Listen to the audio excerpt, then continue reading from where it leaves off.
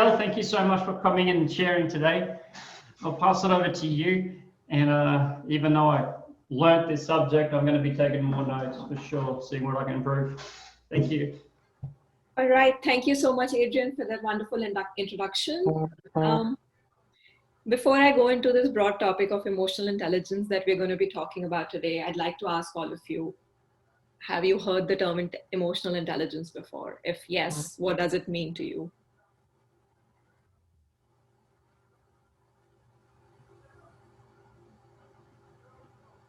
Anyone? Come Yes. on. Yeah. Yes, Darko. Okay, I have heard about the emotional intelligence. For me, it means getting aware about the emotions we have, and know how to manage our emotional state in different situations. Yeah, that's absolutely true. That is from me. Yes, Johnny. Yeah, for me, it is basically understanding that I might sometimes be triggered by things that I am emotionally connected with. And if I'm too close to something emotionally, it might influence the way I react to it. So it's both important to understand myself and to understand how that also then reflects back to the other, because that other person is also coming from their perspective. Absolutely. Yeah. Anybody else would like to share what they think about emotional intelligence or what they thought when they first heard the term?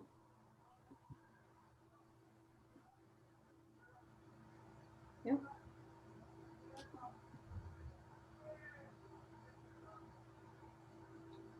Okay. Something that I hear is that having an IQ without EQ doesn't get you far. Having an EQ with not much of an IQ gets you further. So important. I love that. Thank you for sharing. Okay. So before I go into what is emotional intelligence, why is it so necessary in today's world, and how can we truly cultivate it and live an intentional life, I really would want to share a personal story of why EQ is so important to me, and it became a dear topic for me.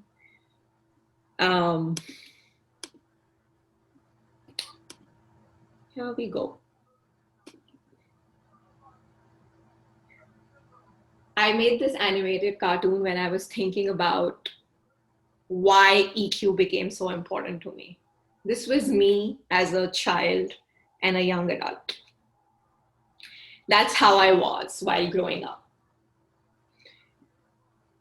I grew up in a very authoritarian, overprotective household where feelings really did not matter. I was constantly told what to do, how to do it, and why I should not feel anything. I just had to follow principle and discipline. And I kind of became deeply entrenched in that pattern right from early childhood.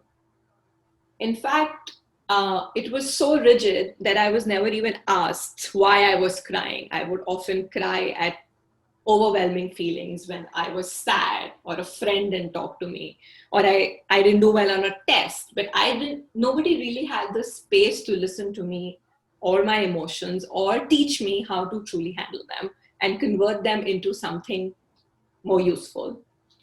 This specific incident happened in my life when I was 10. I was doing really well in school. I was an introvert kid who really liked reading. And, that's how I got validation from my parents that I did well in school. And I had aced this geography test, and we had a parent-teacher meeting.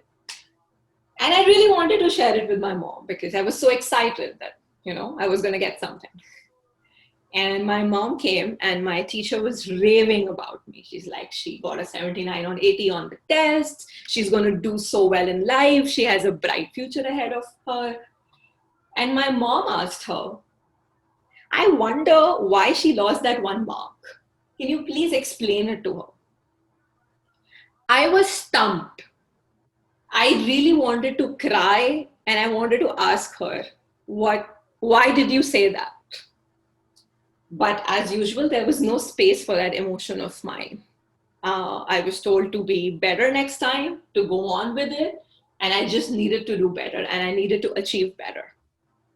And I cultivated that pattern. And it became so deeply ingrained in me that I forgot to question my own self.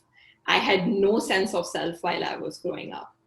I constantly looked for external validation, self-worth validation outside of me. Now, taking this pattern, I went into early adulthood and it started manifesting in ways that I did not know tied back to this. I had no idea how to deal with uncomfortable situations, awkward social situations, challenges that I didn't know how to turn into opportunities, or just things I was failing at. I had no idea. I would just sit and cry and wallow and hope that it goes away one day and then do something about it. The only way I knew how to become important and feel loved and validated was by achieving something. So the pattern went on, and I went to pursue a master's in the US. My parents were super proud of me. I got into a great master's engineering program, and I felt, okay, I'm doing the right thing in life. That's what's going to happen. I landed alone in the US, slowly built a life for myself, and I met someone. It was truly a liberating experience for me. I met that person, we had a great relationship, and I felt everything was going fine. We reached a point where he asked that he would consider marrying me. And I was like, over the moon, it was working out. And I was like, I'm on the right path to life. That's how it's going to be. That same month, I published my first patent in the US, and I was super happy. My parents were over the moon. Everything was going well. I was going to get married. And I was just like, finally, life is working out for me, even if I don't know how to truly live an intentional life. That same day, the person I was seeing, he came to see me, and he told me that something was not working out in the relationship. And I wanted to understand what was it.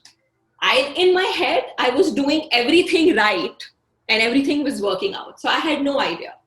And he told me these words, which I have never forgotten. He told me, you are too emotional. You're not emotionally intelligent. And I was stumped again.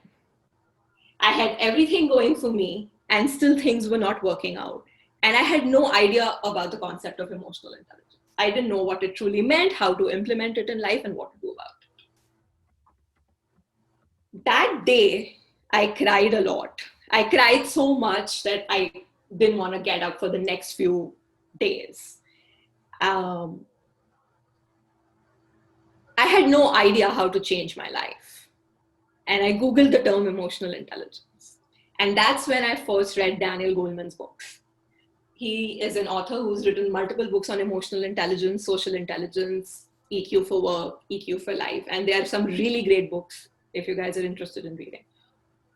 And I started learning the concept of how we can use these overwhelming, unproductive emotions that we all feel to turn them into valuable data. That started my journey of self-discovery, personal growth, self-development, and onto a new path. Before that, I had zero boundaries in my relationships with my family, with my friends, my romantic relationships. I could not stand up for myself. I always put everyone else before me. And I was constantly told, you are too sensitive and you're too emotional. I had no idea how to deal with challenges in life. I was not resilient. I had no idea how to be flexible. And I knew I had to change something. That day, I decided I was going to dramatically change my life. And that started my self-growth. First of all, how that helped me was I started implementing boundaries with people I spent time with and people who truly made me feel good. And I realized that I had a choice to do that. I didn't really have to do that with everyone. I had no idea that physical and mental well-being was so important part of how you deal with emotions on a daily basis. And I didn't really do any sort of exercise before. So I was in the US and there was this whole thing about running half marathons, and I decided to give it a try. In the next 3 years, I ran 7 half marathons, which truly changed my perspective on how I saw physical well-being and mental fitness that came with it. That self-discovery and journey has made my life so much more intentional, so much more purposeful, and so much more meaningful. I have been able to cultivate profound relationships, show up every day at work, how I really would like to show up at work, actually cultivate better relationships with my family and understand where they are coming from and where I'm coming from, and have a dialogue which can make sense to both of us. Reduce the negative self-talk that I've constantly going on in my head and the criticism that I do for myself, and put me on a better path and journey. And I decided that this knowledge was so important that it needed to be shared with the world. I acknowledged that growing up into early adulthood, I'd lacked basic EQ skills to deal with life. And maybe someone else also felt the same way. Especially today, in such an uncertain time, we are all feeling deeply lost, anxious, unmotivated, frustrated, because the rate of change is really high and we don't know how to deal with it. And I really like this thought that came up to me when I was thinking about this talk, that, in terms of a health crisis, like we have the pandemic going on, Red Cross shows up, we have hospitals treating patients all the time, and we have pharma companies coming up with drugs to solve the pandemic. But in times of an emotional crisis, who really helps you find your inner strength? Who helps you find the courage to deal with it and go on? Who does that? So what is emotional intelligence?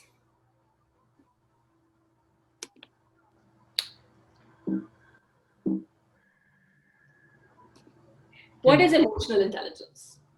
Emotional intelligence is your ability to be smart with your feelings, so you can cultivate an optimal relationship with yourself and others. It is your ability to understand yourself completely and other people's emotions, so you can respond appropriately. In all, just how to be completely human. There's so much we can do with technology these days, but nothing can replace our ability to understand our emotions and the emotions of other people. EQ plays a very critical role in our personal relationships, in our professional lives, and it's a very, very important component of leadership. So this personal cause put me on this specific journey, and that's why I wanted to share with you why it is so necessary today, especially because more changes are going to come in the next decade, and we all need to develop skills to be resilient in face of challenges, how to be more flexible and adaptable, and we can use basic EQ skills to do that. So how can we cultivate emotional intelligence?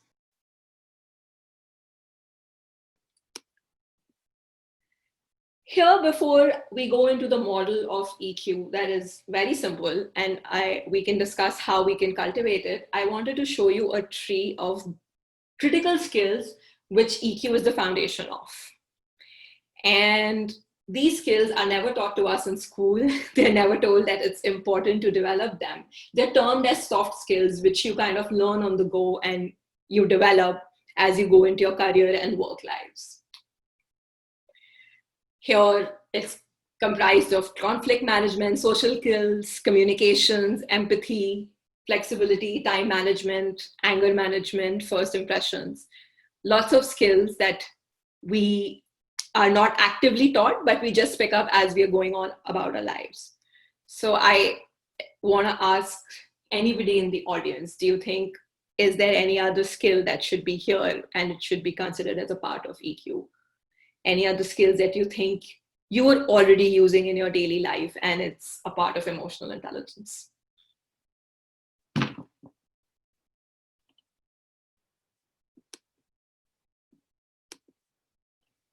Adrian? Yeah, I don't really see it there, but the ability to go inside and connect to, ourselves. Everything here is completely true and valid, completely. But to go inside and connect to ourselves. And I often feel like, as an Australian male with military experience, I was often taught to ignore the heart and just get on with the job. But what do you call that skill, going inside? Inner knowing, Inner discovery. deep sense of self. Yes, and being willing to go in there when we don't understand what's going on. So that inner reflection as a skill. Yeah. Anybody else have a thought in mind?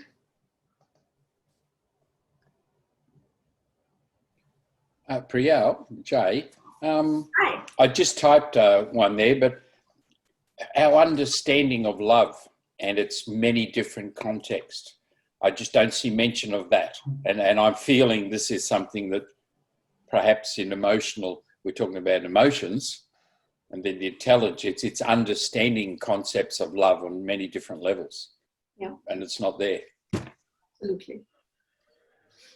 Would love to add that to the tree. Thank you, Jay.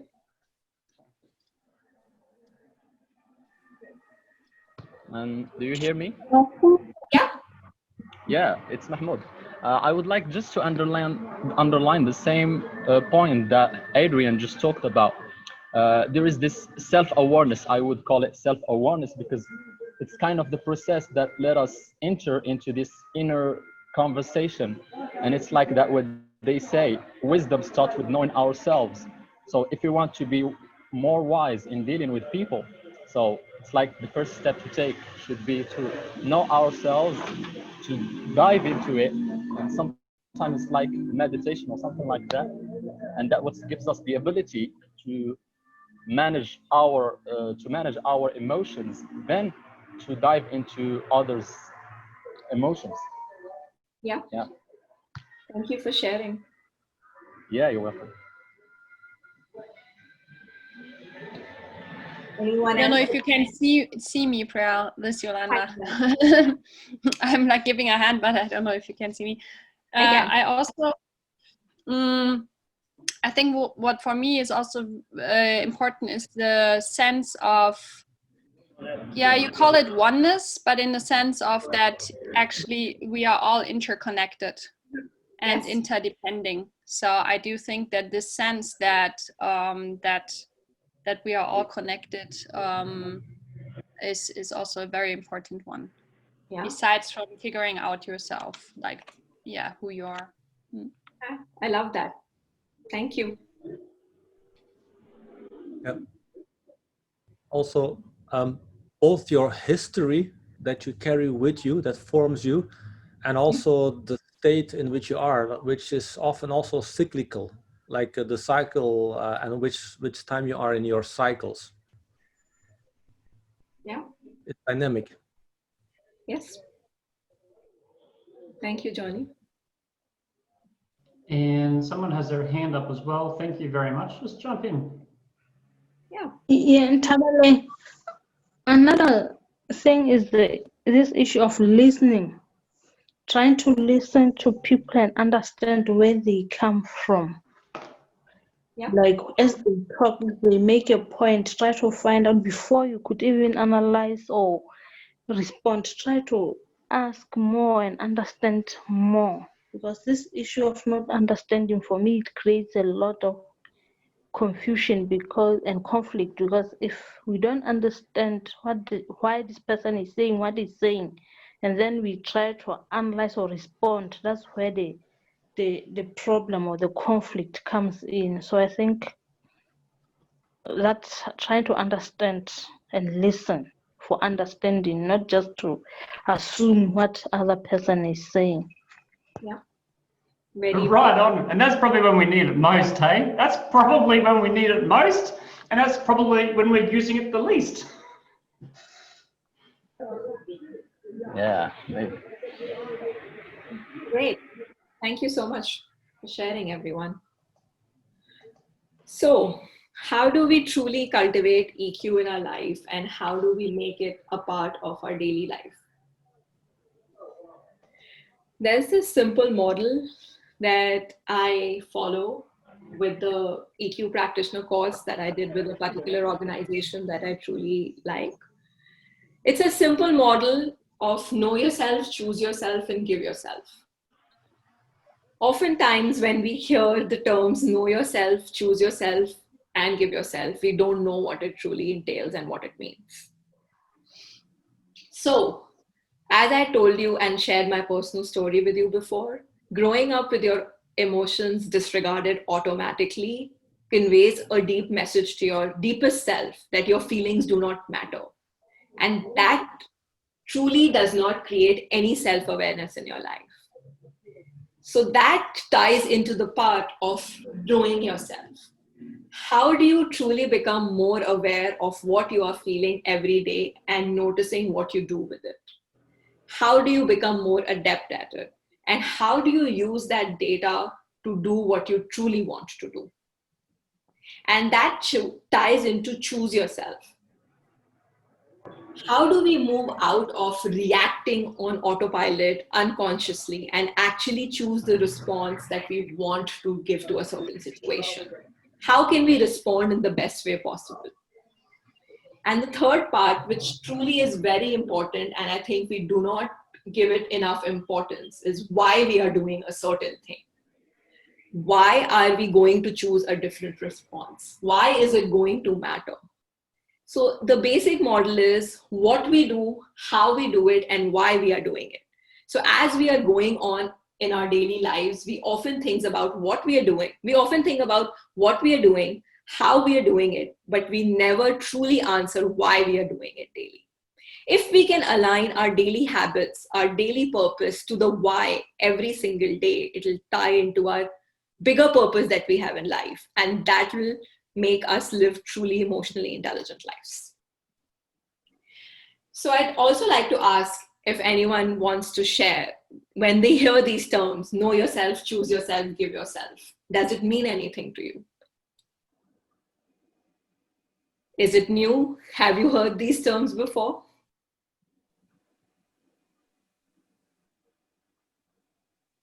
Yes. Yes. Well, actually, I didn't see this, or I didn't get this concept when I first read and learned about EQ. I got a bit of the know yourself, but the green I certainly missed. I certainly missed the green. Okay. So yeah, to go a bit deeper into the model, it's a 3-part simple model that we want to align our daily life with, but it is divided into more competencies that I'm going to show you on the next slide. So let's take it one part at a time, and let's talk about the know yourself part first. Know yourself part is mainly comprised of 2 main things, which is enhancing your emotional literacy and recognizing your own patterns. So I'd like to share with you what enhancing emotional literacy means. Can you truly identify every day what you are feeling? There are 6 basic emotions that we have: anger, joy, sadness, frustration, overwhelm, disgust. That's about it. But often underlying these 6 basic emotions are multiple layers of emotions if we truly choose to go deeper into it and ask what we are feeling. So one thing that I heard at a talk somewhere is when often we feel a very strong emotion come on, if we can name the emotion in the moment, we can tame the emotion. And I found that to be so useful because when we have, say, a burst of anger coming or a burst of overwhelm and we break down, we tend to go into a negative cycle and keep going on till we realize that we are in this negative cycle and we need to do something about it or respond differently. But in that moment, if we can take a pause and just say, okay, I am feeling super angry right now and I need to choose a different response, the intensity of the emotion drastically reduces. And if we can observe our emotions without trying to truly fix them, you know, we are deeply conditioned as a society to see emotions as bad. We don't want to deal with it. There are definitely good emotions. We feel excitement, joy, and we feel it everywhere in the body. We are jumping with joy when something good happens, or we are excited about a certain thing. But when we feel anger, frustration, overwhelm come on, we are taught to not like it. We should not be feeling it. So we stuff it down, hope one day it goes away and we never have to deal with it again. But that's not how it truly works, because they become our triggers. And then one day they come up in unexpected situations and you don't know where it's truly coming from. So if we can just treat emotions as valuable data and just see what it's trying to tell us, we can immediately change our response to it. And the other part of knowing yourself is recognizing your recurring patterns. What does that mean? One of my patterns is when I truly feel angry, or when I'm angry with anyone, I shut down, I become a passive aggressive person, I become silent, and I never talk to them. I don't tell them how I truly feel. And it's not really truly helping me, because it's closing an authentic connection with the other person that I might be able to make. And that pattern is so deeply entrenched in me that I've not been able to change it, even though I am so self-aware of it. EQ is a journey where you're constantly growing, you're self-evolving. Even though you know about it, it's so deeply entrenched in you that you're unable to change it. So can we really change our recurring patterns? If we can truly transform them, make changes in our subconscious mind that we will respond differently, we can set ourselves up for new habits. And that's how we will truly know ourselves, that we have changed ourselves. So I'd like to ask if anyone wants to share about a pattern that they feel that they have seen in them, or they have seen it in a loved one, and they might want to share that. Any patterns that we are aware of?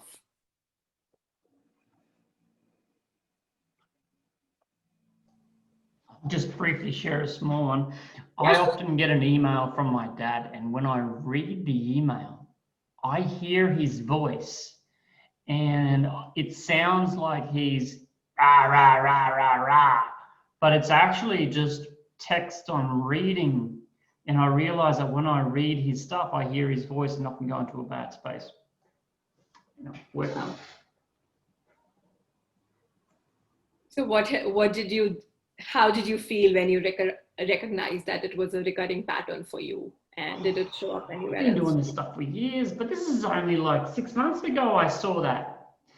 And something just happened recently with him again in an email, and I said, look, we got to start changing fonts. Maybe use a cartoon font or something. Maybe we can do a rainbow colors or something so we know.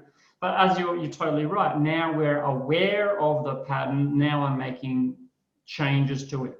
But I didn't have that awareness for my life. Mm-hmm. Just getting it now. But someone else share. Go on. Some wonderful people in here. What's another pattern someone else has recognized? Yeah.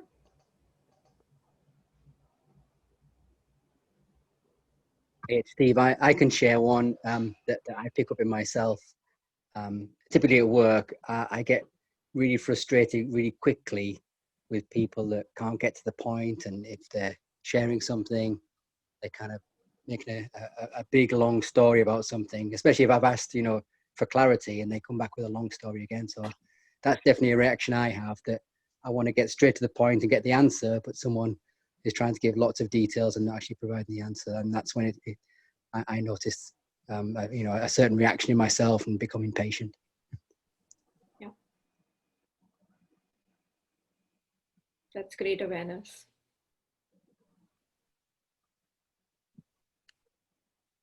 Yes, what gets me is usually when people are pushing away the responsibility for something.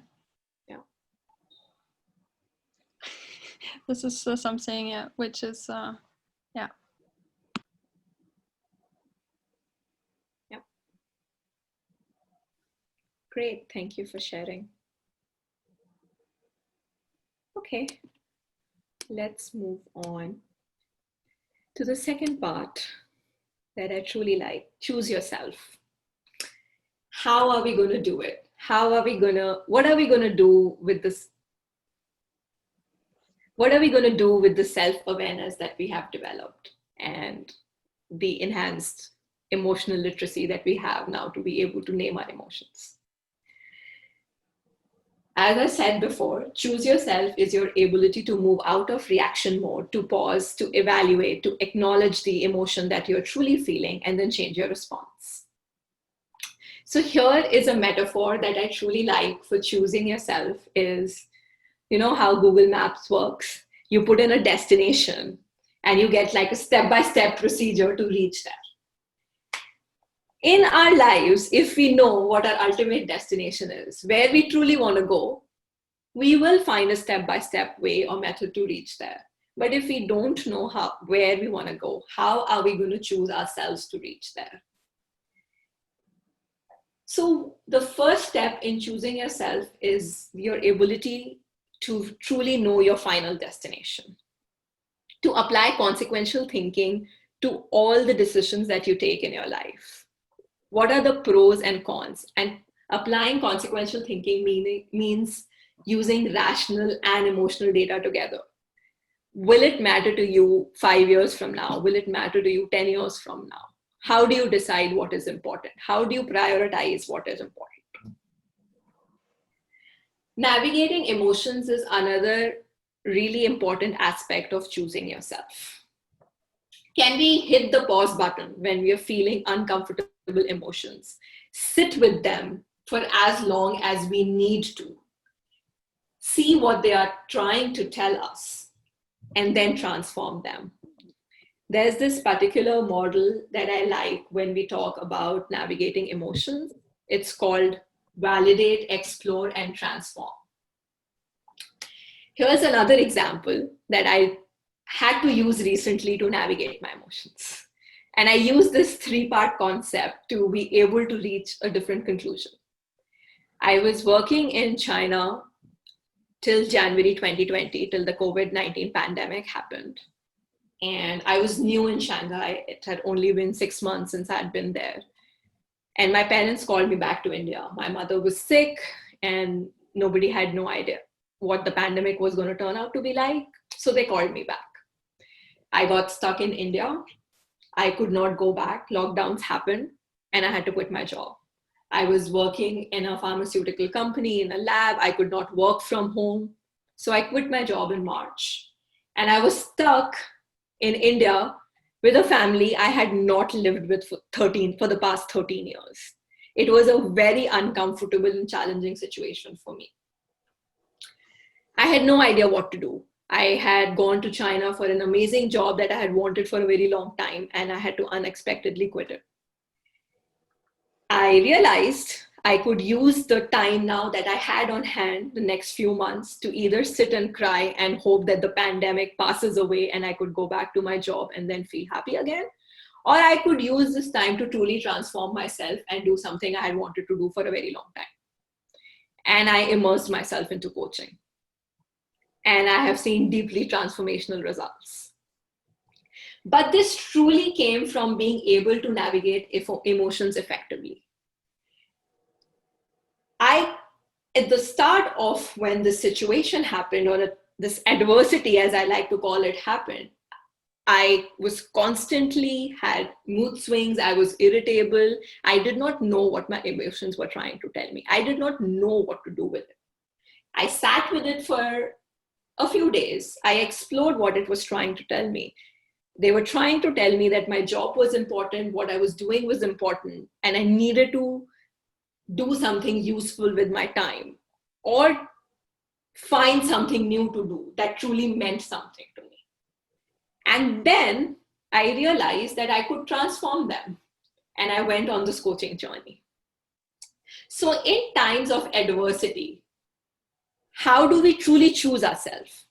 Do we think the situation is permanent? Are we truly powerless in the situation, or can we turn around and make use of our own power? One another aspect of navigating emotions I have found useful is transforming your emotions in your physical body.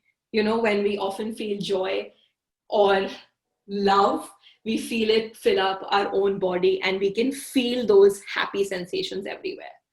But when we feel sadness or overwhelm or anger, it often manifests as headaches or migraines or low energy, lack of motivation. But we truly do not tie it back to something that is the that is the result of us being unable to answer an emotion or unable to truly navigate them. So if we can connect our emotions back to the physical sensations in our body, we can truly transform them in the moment as well. Another thing I like when I now practice choosing myself is practicing the power of yet. Just last week, I couldn't design a social media post that I had been wanting to do for a long time. And I told myself that, Priyal, you don't know how to do this. You cannot. And in the moment, I thought that's not truly the right way to look at it. I can tell myself I don't know it yet. If we can practice the power of yet, we will cultivate the ability to choose ourselves one day. And we will have the motivation to reach there. So how that ties into the next part of choosing yourself is engaging intrinsic motivation. What are you truly motivated by in life? Is it external mostly? You know, this concept of external motivation where you get bonuses, salary hikes, promotions, or how you view your success in life is so changing, it's so dramatic, it changes so rapidly that it constantly leaves us feeling unfulfilled. If we can find something that intrinsically motivates us, whether it's your higher purpose in life, whether it's peace or just cultivating compassion in the moment, we will always be motivated to go to the next step. And that is a true hallmark of choosing ourselves as well. Even in the moments we don't feel like choosing ourselves. And that ties in very well with optimism. We are living in deeply uncertain times. How do we truly cultivate optimism when we don't feel like it? It's so important to be able to find a single thing every day that can make us feel optimistic so that we know we are choosing ourselves and doing the best we can. We truly need to be driven by the fire within so we can tie into that entire and use the emotional valuable data to its fullest potential. And after I've shared these personal examples with you, I want to ask if anybody wants to share in the audience. Is there any particular ways in which they choose themselves now? We are living in a different time. Has anybody practiced a different way or anything that works for them? If they are open to sharing.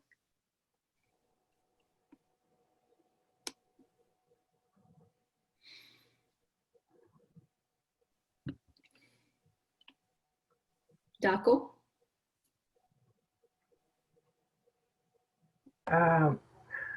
While listening, I found a pattern within myself which I need to transform.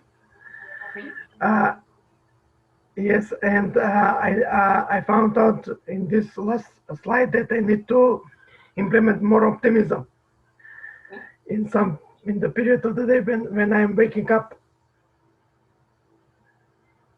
Yeah. So this is a part which I will use.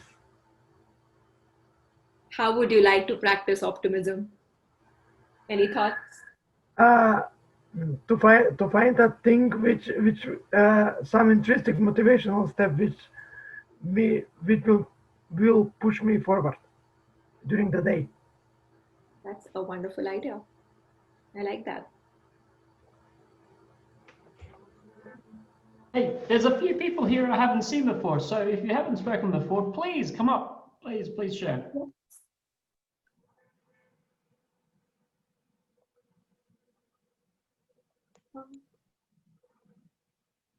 Jay?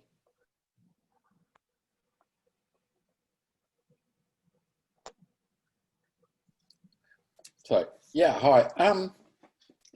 Yeah, it's quite interesting. As we are both studying together, I'm sort of taking what you're saying.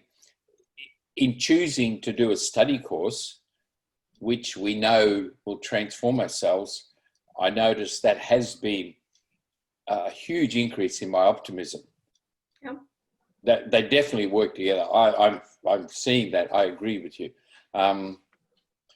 So I think in choosing ourselves, I think it's by choosing actions, not just by choosing to be something.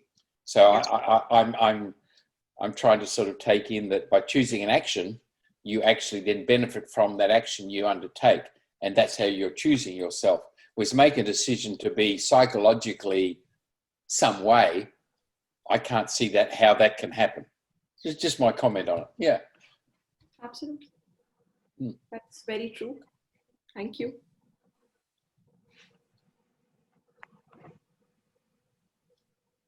Some people see optimism or positive thinking as in like ignoring the bad things in life. But I say I'm not a positive thinker, you know, it's just holistically, I see the negative side, but there's a positive side. And when I see the positive side, I see the negative side. And I just choose to be on one side whenever I can. I like to call it realistic optimism. We need to have realistic optimism every day. We're going to come up with a ton of quotes out of this, you know. Realistic optimism, Priyal. All right. Okay, let me go back to the model. So now that we... Sorry, you were going to say something? Yeah, sorry. Yes, go ahead. Yes. Yeah, exactly. Just about the point that you just talked about right now, how do we get the most of being positive? So as for me, I kind of like, you know, we all know that when we robotize something or we do it the easy way, it's more likely to happen and to be perpetuated in the time. So I kind of like, I used what I use in my job in my daily life. When I want to attain a certain goal, I need to put it like an Excel and to see every day what are my percentage of achieving my goals. Right. So when I want to pass my day, it's like if I'm going to concentrate myself on like civilizing my mind, training, which is savaging my body, kind of like, and cleaning my soul, doing my spiritual exercising and everything, I kind of like do the thing like that. I plan my next day in the evening and the night before, and then I put like 30% for each part. Something, just an example. Right. And then the next day, at the end of the day, I need to like to reread what I just put and what I achieved the whole day. So I kind of like put 100%. I civilized my mind. It's like I read the part of the book that I wanted to read.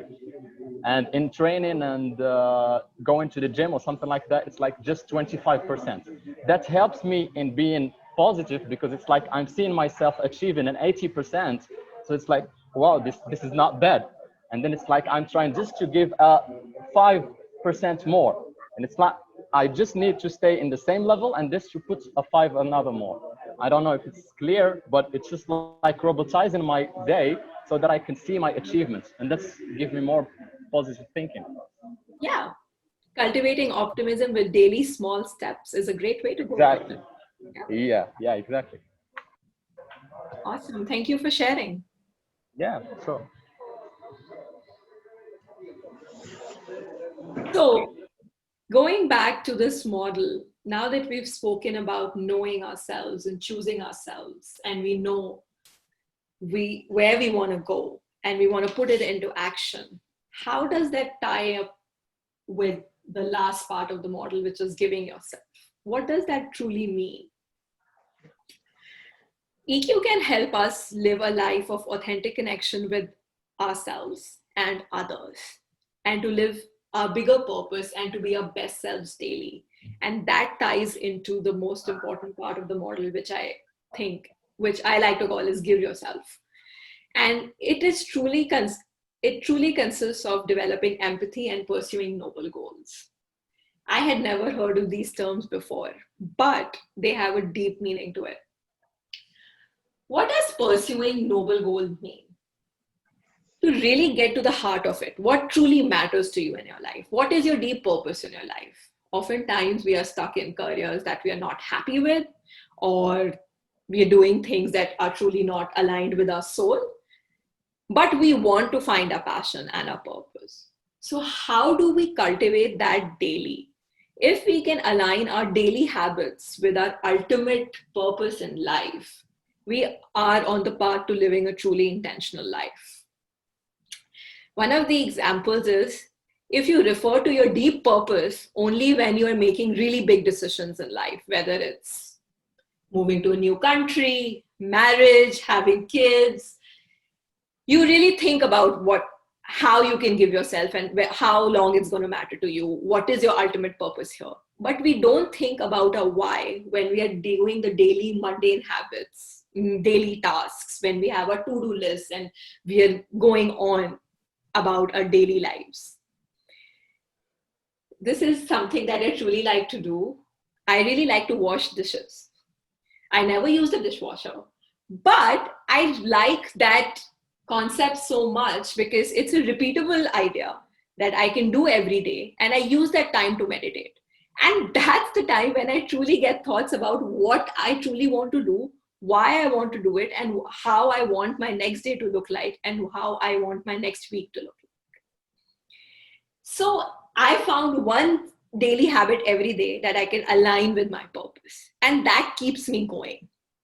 So if we can cultivate something like that, we are truly giving ourselves every single day.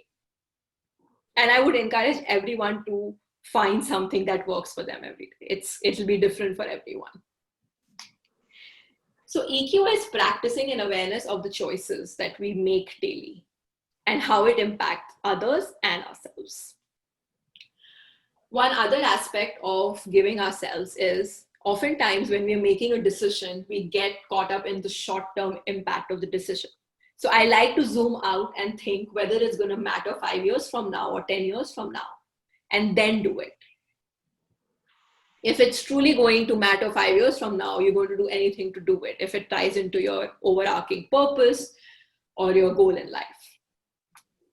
And keep asking why every single day. Why are we doing this? What are we doing and why are we doing it? The second part about giving ourselves is developing empathy. And when I talk about empathy to anyone, oftentimes it just shows up as developing empathy for other people. But another important part of developing empathy is developing empathy for yourself. And we are never taught how to do that, and we forget to do that. Empathy is an indispensable tool for us. If we can replace statements that we say to people daily with questions, we are opening ourselves to a deeper, authentic connection with the person. And we are able to really see life from their perspective. And we are able to share life from our perspective as well. And how can we do that on a daily basis? How can we do that at work, in our personal life, in our society, in our community where we volunteer, or anyone who just absolutely crosses our path and we don't know them? How can we truly cultivate empathy with everyone we meet?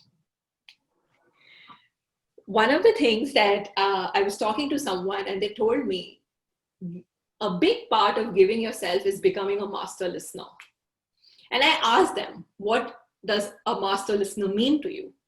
Oftentimes when we are talking to someone, we are listening, but in our head, we are also thinking about the response of what we are going to say to them next. So we are not truly listening. We are listening to them, I would say half, and then the rest of the time we are thinking about how we want to respond to that.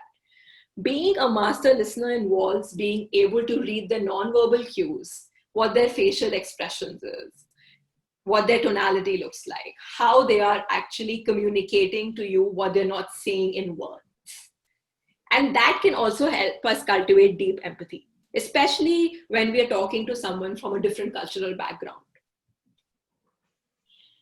And the last part is about giving yourself, is being kind to yourself. I like to practice a loving kindness meditation daily. And I like to think about how much I have done today, what can be better tomorrow, and be okay with that. If we can do that for ourselves, we can do that for other people as well. And that ties into your noble goal. So now that I've spoken a little bit about giving yourself, does anybody want to share any thoughts and ideas about what giving yourself might mean to them? Because I think it's a new term for everyone, for most people here.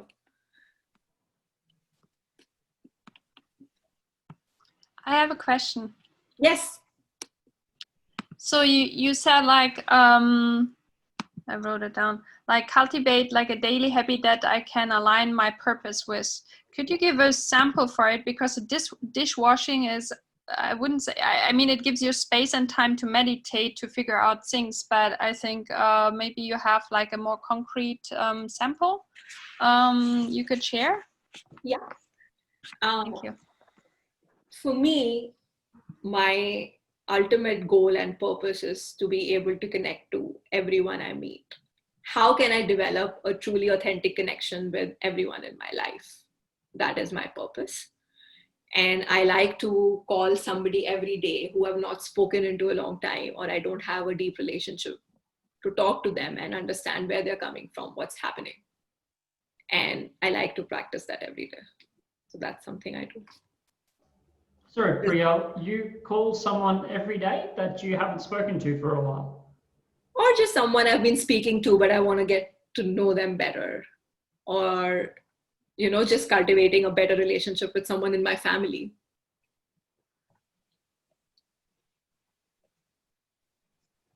That's really interesting, guys. How would it be if you got on to your Messenger or WeChat and you called someone different every day, just calling one person different?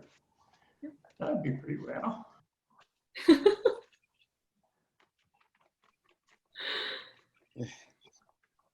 I actually have, okay. Are you okay? Continue on.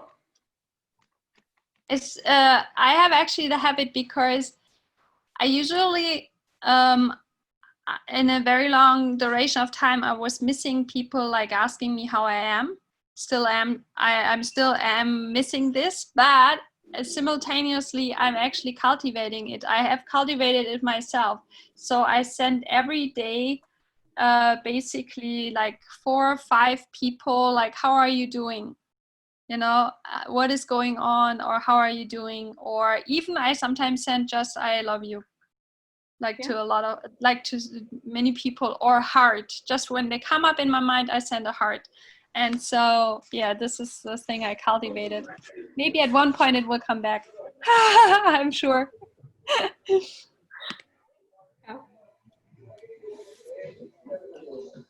But that's not my goal that it comes back. I'm sorry. I just wanted to clarify that one. It's not like I don't send it with the intention that it comes back. I just send it from my heart because this is what I would love to receive, but I'm not like doing it because I want to have it myself. Okay, just want to clarify. Sorry.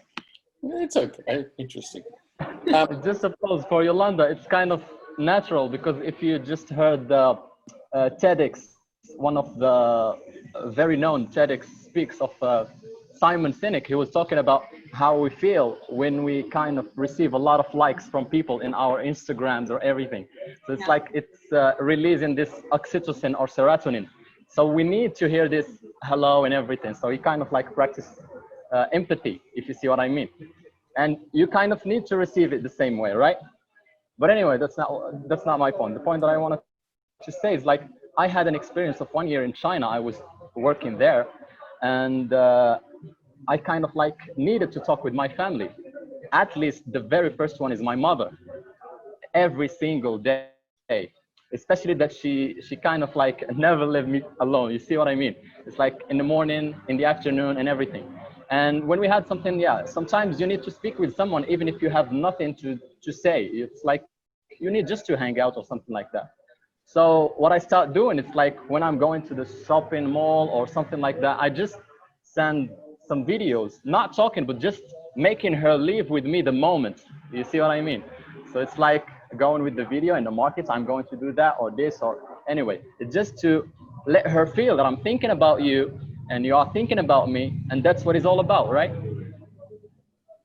Absolutely. So yeah, that's how I live this experience. Yeah. Thank you. Yeah, you're welcome. Yeah, I think we got a couple of comments in the chat. Just being connected with people is a way of giving themselves. I like that. Priyal, Yes. just a concept on that. Do you think or feel or from your experience, see any difference between personal contact or social media contact, typing message, saying hello? It's just intriguing me something about, like, I contact a lot of people, catch up with either, you know, a message if it's within Australia, or often overseas with WeChat or WhatsApp. Mm-hmm. So you would make contact.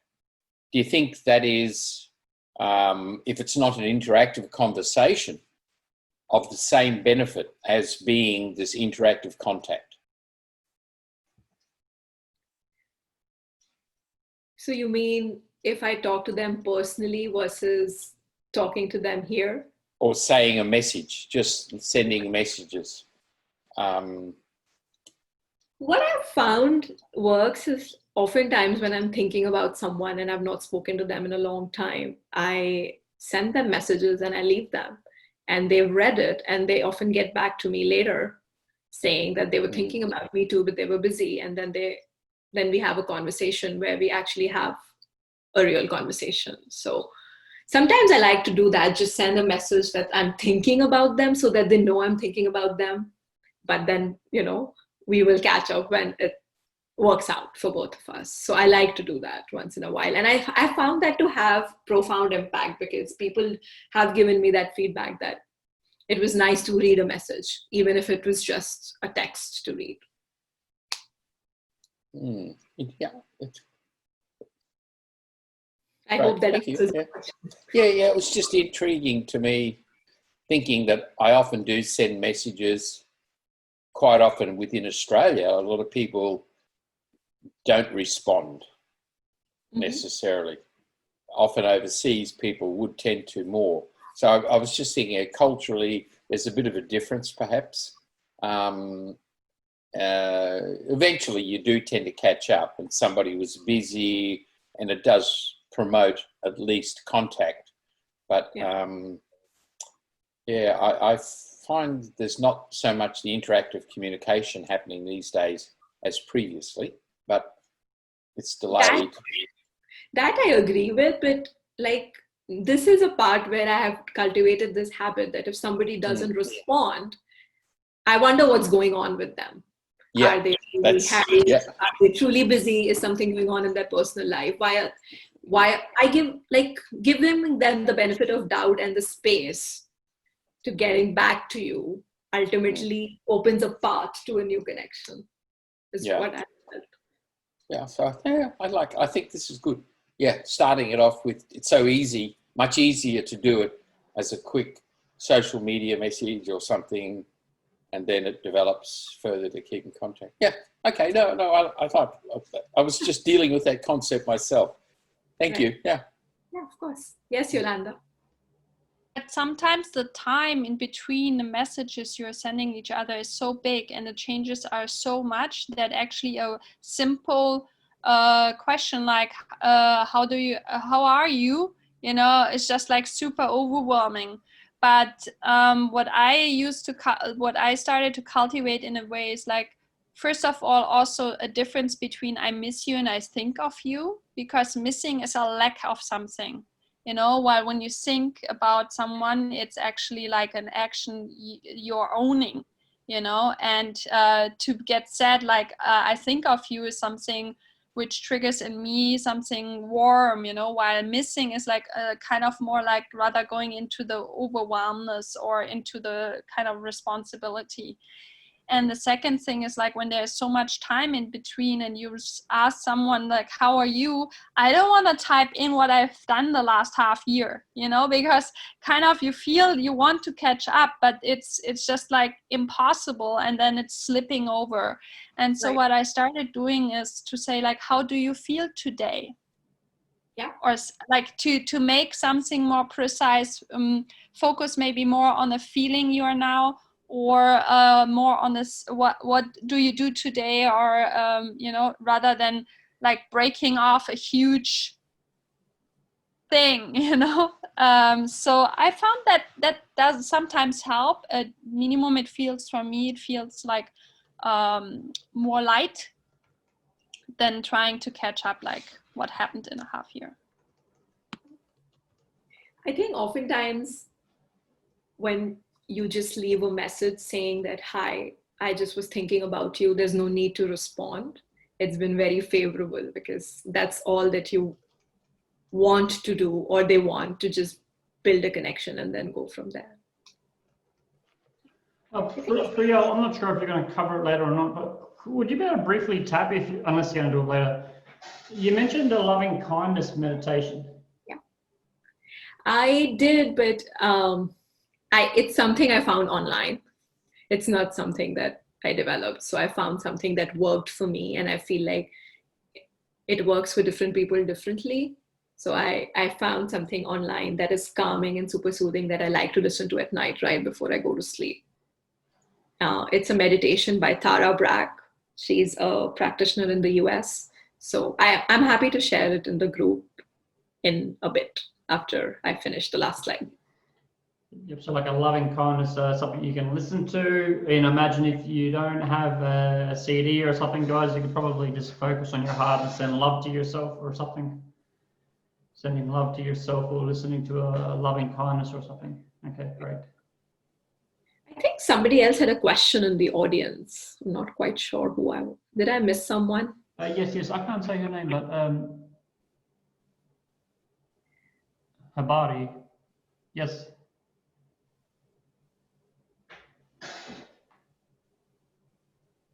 Hello?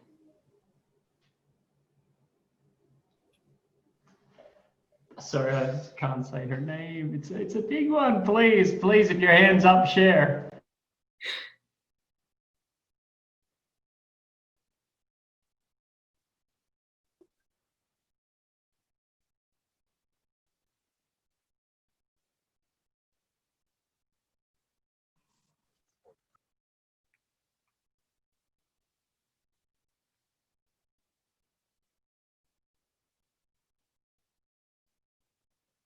I think the voice is fine.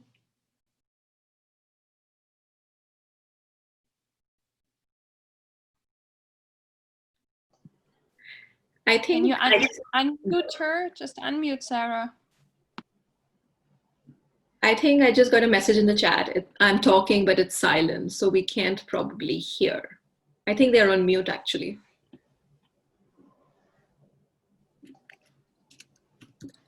Okay.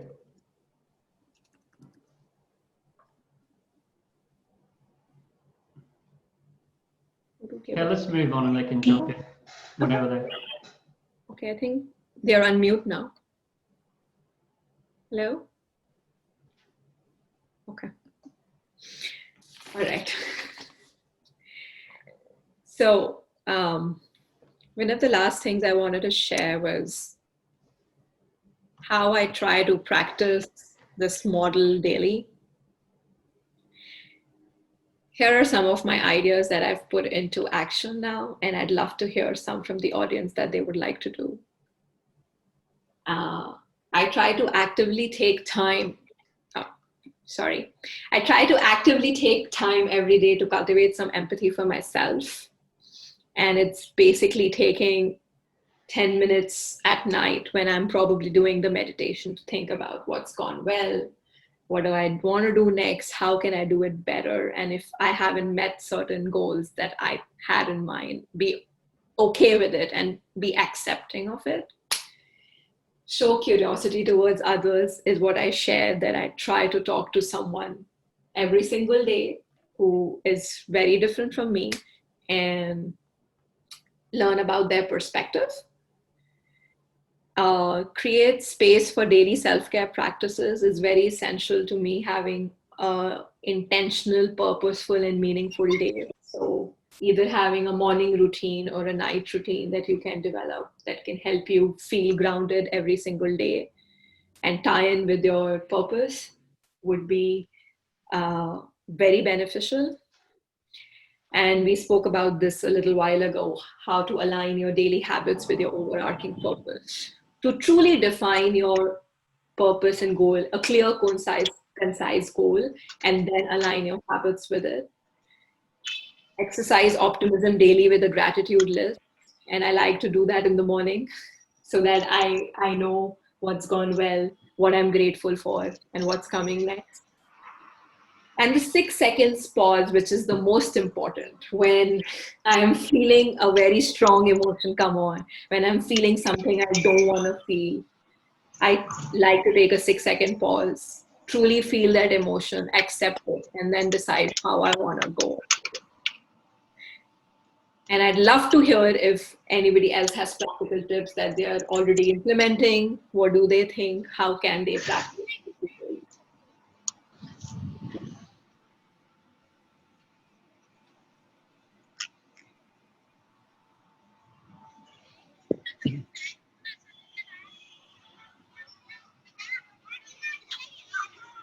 Yolanda?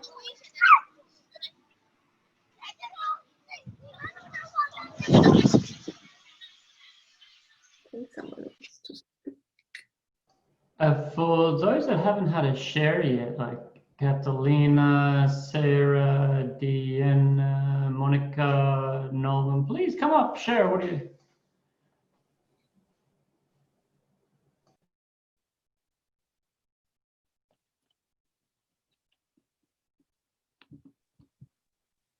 Hi, it's Eve.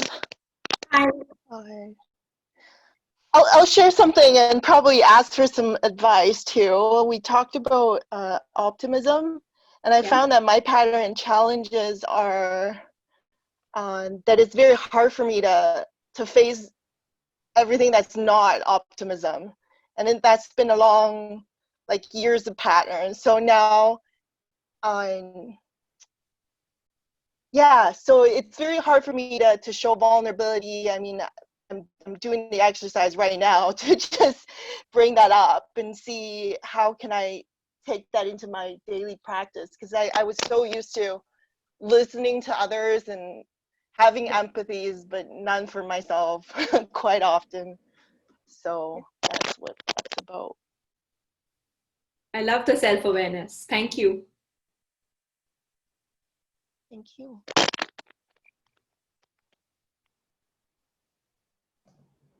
Yeah, that was a brilliant point, what you were saying before. People often hear it's so important to have rapport with others, but rapport with ourselves.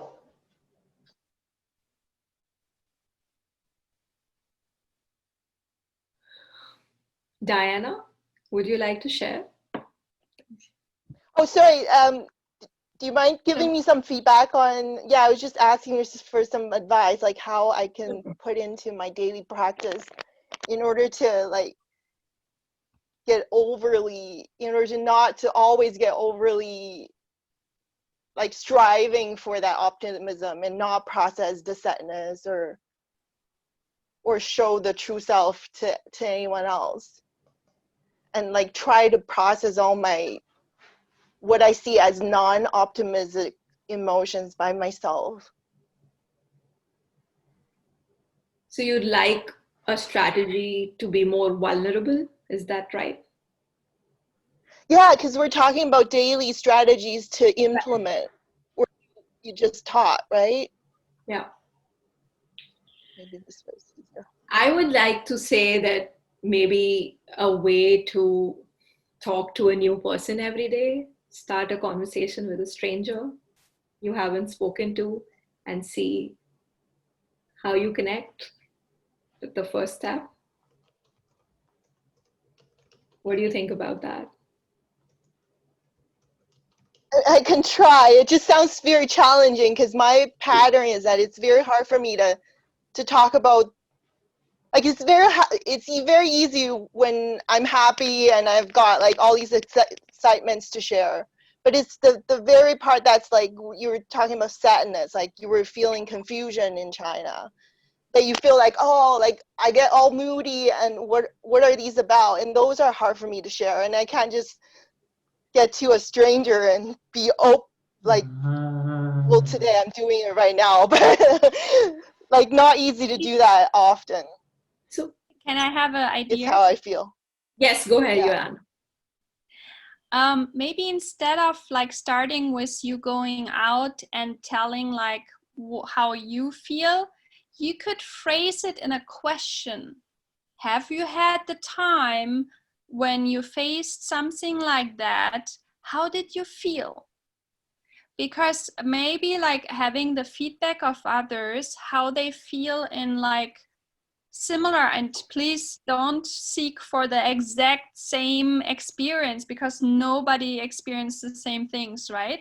So you have to maybe you can do like some translation, but to ask others about how, if they have faced such struggles, you know, and then you can maybe build up a trust that actually all people in the world, they're having the same and similar feelings, and then it might support you to slowly like be more comfortable to talk about your own feelings. Yeah. What do you think? How does that sound? Yeah. Sounds like a new idea for me. So sort of like inducing their experience and then just listen first so that I can ease into it. Yeah. Yeah. Yes. Learning to ask questions like of how other people's world is working. And then see that actually in the baseline, we are all made of the same emotions, the same struggles. And then it might give you some trust that everything is actually all right with you, even when you are in this kind of feelings. Sorry, that was just my experience and my idea. So A fair few That of was us great. in Thank you. here, Yeah. Yeah. right, a fair few of us in here do coaching as well. So we might coach each other. So for those that have worked or are working with coaches, that's an amazing way as well, because the coach can help you pinpoint, especially, you know, Priyal, you know, the specialist in this, Yolanda's in the process as well. So when we work with a coach, it's fantastic because they kind of tell you, go deeper, feel more, it's okay, feel more. And then we feel more and we're like, oh. Do you coach people? Could you coach situations like that, Priyal? Absolutely. I think the answer is mostly found within yourself. So my job as a coach is to help them find that answer within themselves that they are looking for. Yeah. And how to go through that process.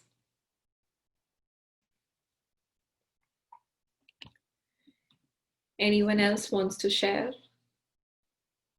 how they would like to practice emotional intelligence? Yes, Darko. Sorry. I found out that I need to, from the presentation, that I need more to practice about self-awareness and to recognize emotions which are coming within me. And also I found out that it would be very useful to change my approach toward myself. So to practice more self-compassion, uh, self self-love, things like that. Great. Thank you. And I think we just got a message in the chat where Sophie says that she's been increasing the number of self-care time and moments lately, and it has been very beneficial for her. And it helps her think about what she likes and enjoys and what makes her feel good. So that makes her more aware of her needs, which I think is really true.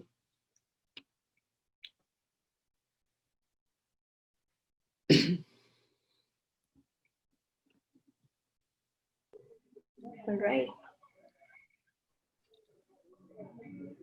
Well, Here concludes my talk on emotional intelligence and how I started this journey and why I'm on this journey to make a change. So if anybody would like to talk more to me about it, here's my WeChat and email contact. Please feel free to get in touch with me. Based on the model that I shared with everyone and the 8 competencies that we talked about, there's also a short EQ test that you can take.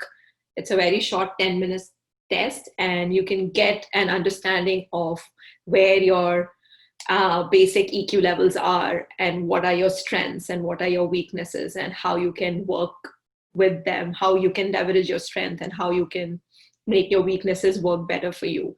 In short, how can you make your emotions work for you rather than against you? So if you'd like to take that, please feel free to get in touch with me as well. And thank you everyone for coming to my talk. I hope everyone got something out of it.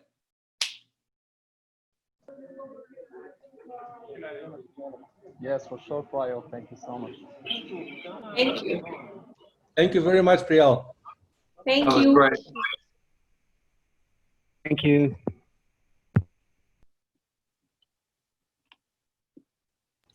Hey, Priyal, I shared your, what's on the screen is also in the chat. Thank you. And Priyal's in a lot of our WeChat groups as well. Do feel free to connect. Now, Priyal, if someone does want to have a call with you, they can have a bit of free time with you, yeah? Yeah, absolutely. Do you have a WhatsApp, Priyal, in case people don't have WeChat?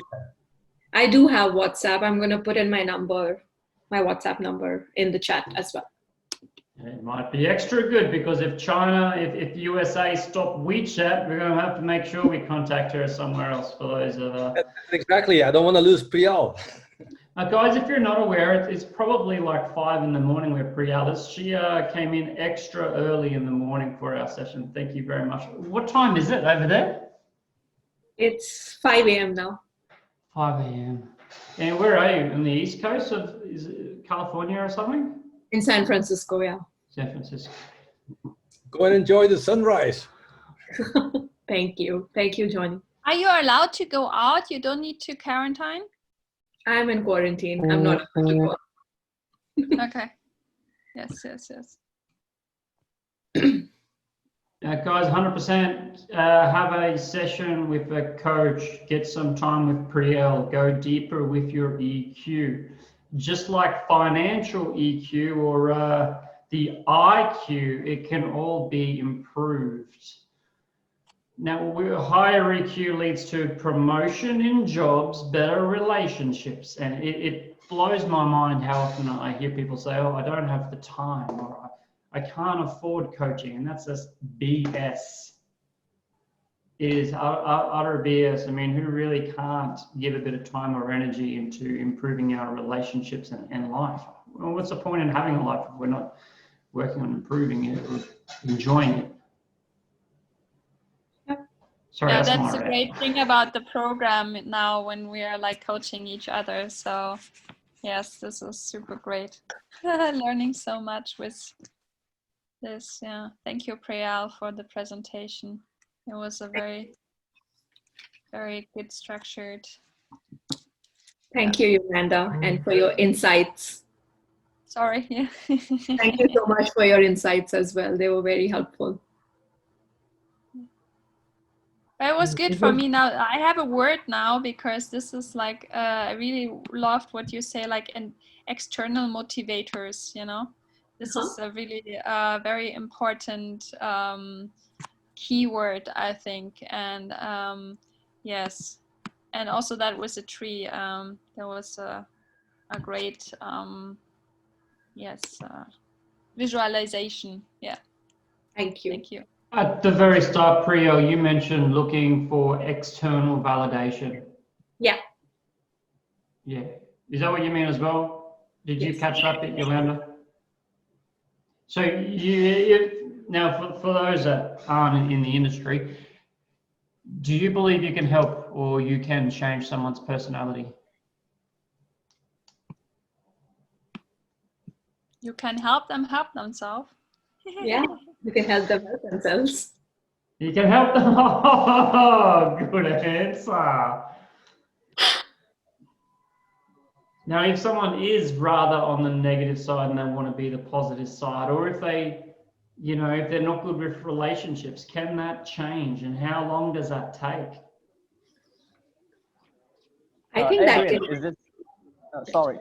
No, you go ahead.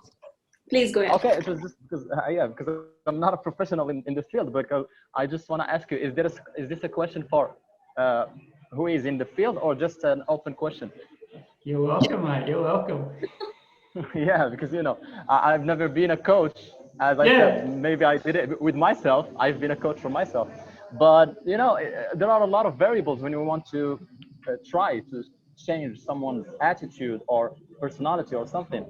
But I think that the best thing that one can do is to be an example for what he wants to see, right? As Mandela said, when I think about changing the world, the first thing I do is to look at the mirror. And by the way, what helps me, I wanted to say to Priyal, what helps me develop my EQ is like every day I kind of imagine myself in other situation, even if I'm not in this situation, if I'm not a receiver, neither a emitter. So it's just kind of like, why this man did that? So maybe you can think sometimes about poor people or sick people, what they need. And I try to like imagine a situation and put myself in some of them, and then how would I like people to interact with me, and then I just go and do it. At that time, maybe the one who has this bad personality, maybe he just have a little variable that should be changed, and then it comes from out of nowhere.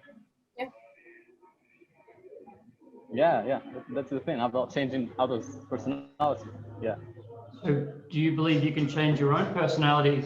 And if so, how long did you spend or do you spend to change your personality?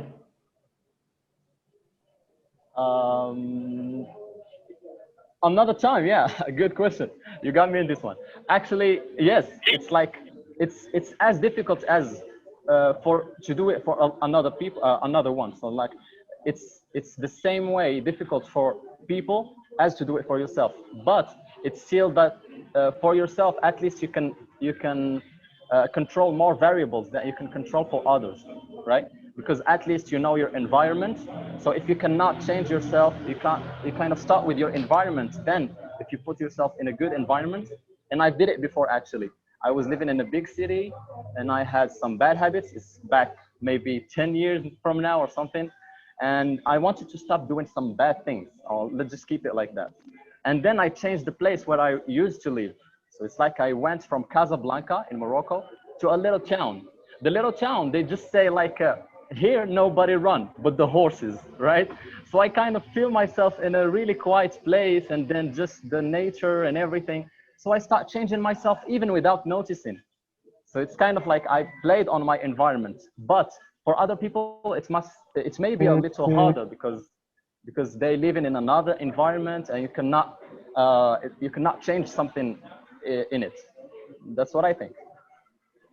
Yeah. I'll just throw my little 2 cents worth. My background, my bias from my psychology learning and whatever is that people cannot change their personality. The personality is the sum total of the way we are viewed in the world, but also by our self-perceptions. So generally, your personality can change over time, but you can't actually change your personality, but you can change your behaviors through strategies. And through changing your behavior over time, your personality does move. Does that make sense? But that's yeah. Actually, I found myself doing what you said in practice without knowing it. Yeah. So, and the big one is, if you want to make a change in your life, change the environment. That is a very big one. Mm-hmm. Yeah. Well done. Yeah. I'm not saying that everyone should, rush in and get time with Priyal as soon as you can. Yet, if if we were to spend a few months working on our EQ, I'm 100% convinced that when we work on our EQ and make conscious efforts, oh, what's one of the first things you said, Priyal? Living an intentional life. When we live an intentional life, intentionally growing our EQ, I'm 100%, 120% convinced this will help us grow and expand our life beautifully well. Thank you. I think it's probably the last question here. Actually,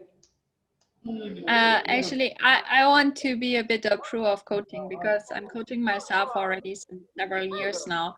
But then there are some things where you just also stick in your bubble. So actually, with the help of one of the coaches in our group, in 15 minutes, I was able actually to have a reframe and not being afraid of committing to a relationship anymore. It took him 15 minutes to serve me this reframing, and I was like running away for 6 years from like engaging in a committing relationship, you know. So this is like the power of coaching. So do call Priyal. Sometimes you don't know, even you are really like a coach yourself, you're just like, sometimes you're stuck in some ideas, you don't even recognize them. And I'm not really a fan of saying like, okay, run away from your environment, because the environment comes after you.